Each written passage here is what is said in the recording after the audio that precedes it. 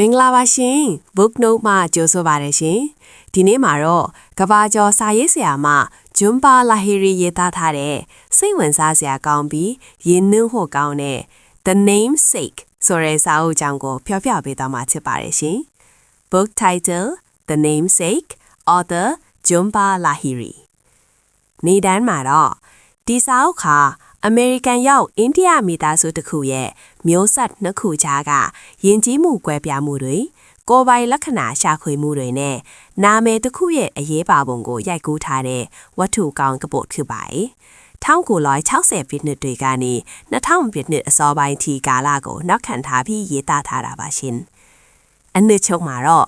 ဇလန်းကတော့အတိဆက်ဆက်အိမ်တောင်ကြပြီးကာလခဒါကနေအမေရိကန်ပြည်ထောင်စု Cambridge ကိုပြောင်းရွှေ့လာတဲ့အာရှုပ်နဲ့အာရှိမတို့ဇနီးမောင်နှံကနေစတင်ပါတယ်။သူတို့နှစ်ဦးဟာအစိမ်းသက်သက်ဖြစ်တဲ့အမေရိကန်ပြည်မှာအခြေချဖို့ကြိုးစားရင်းသားလေးတစ်ယောက်ထွန်းကောင်းလာပါတယ်။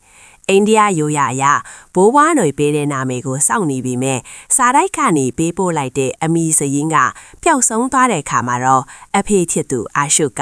သူအကြိုက်ဆုံးရောရှာစာရေးဆရာနီကိုလိုက်ကိုကောကိုအစွဲဖြူပြီးတားချစ်သူကိုဂိုကောလို့ယာယီနာမည်ပေးလိုက်ပါတယ်ကိုကောဟာအမေရိကန်မှာကြီးပြင်းလာတဲ့အခါသူ့ရဲ့ထူးဆန်းတဲ့နာမည်ကြောင့်စိတ်အနှောက်အယှက်ဖြစ်ရပါတယ်။သူဟာအိန္ဒိယလူမျိုးလည်းမဟုတ်အမေရိကန်စစ်စစ်လည်းမဟုတ်တဲ့ကြားညက်နေတဲ့လူတစ်ယောက်လိုခံစားရပါတယ်။တက္ကသိုလ်တက်တဲ့အခါမှာတော့သူ့နာမည်ကိုနီပင်လို့တရားဝင်ပြောင်းလဲပြီးသူ့ရဲ့အိန္ဒိယအနွယ်ဖွာနောက်ခံတွေကိုမေ့ပြဖို့ကြိုးစားပါတယ်။သူဟာအမေရိကန်သူတွေနဲ့ချစ်ကြိုက်တဲ့အနောက်တိုင်းဆန်းဆန်းနေထိုင်ပါတယ်။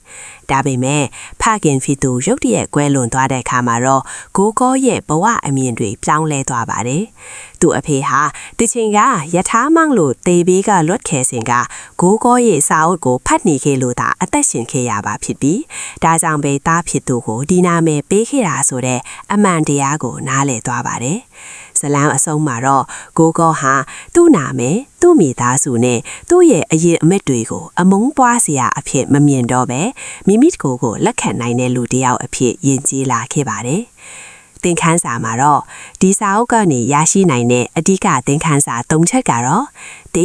မိမိကိုလက်ခံခြင်း acceptance ကျွန်ုပ်တို့ရဲ့နာမည်နဲ့မျိုးရိုးဟာကျွန်ုပ်တို့ဘယ်သူလဲဆိုတာကိုသတ်မှတ်ပေးတဲ့အစိတ်ပိုင်းလေးဖြစ်ပါတယ်။အတိတ်ကိုညှင်းပယ်နေတယ်လို့စစ်မှန်တဲ့ငြင်းချမ်းမှုကိုမရနိုင်ပါဘူး။မိသားစုမိတာနဲ့နားလည်မှုမိဘတွေရဲ့ဘဝပေးဆက်မှုနဲ့သူတို့ရဲ့မျှော်လင့်ချက်တွေကိုသားသမီးတွေကအရွယ်ရောက်မှသာနားလည်နိုင်လိမ့်ရှိပါတယ်။မျိုးဆက်နှစ်ခုကြားကကွာဟချက်ကိုချစ်ချင်းမေတ္တာနဲ့သာပေါင်းကူးနိုင်ပါတယ်။အမိကိုမမေ့ခြင်း heritage ဘလောက်ပဲဝေးကွာတဲ့အရက်မှနေထိုင်ပါစေကိုယ့်ရဲ့ယဉ်ကျေးမှုနဲ့ရိုးရာအမွေအနှစ်တွေဟာကိုယ့်ရဲ့ယက်တီမှုကိုပိုမိုခိုင်မာစေတဲ့အားအင်တွေဖြစ်ပါတယ်။ The Namesake ဟာဖတ်ရှုပြီးသွားရင်ကိုယ့်ရဲ့မိသားစုနဲ့ကိုယ့်ရဲ့အမည်နာမအပေါ်အမြင်သစ်တွေရရှိစေမယ့်စာအုပ်ကောင်းတစ်ပုဒ်ဖြစ်ပါတယ်ရှင်။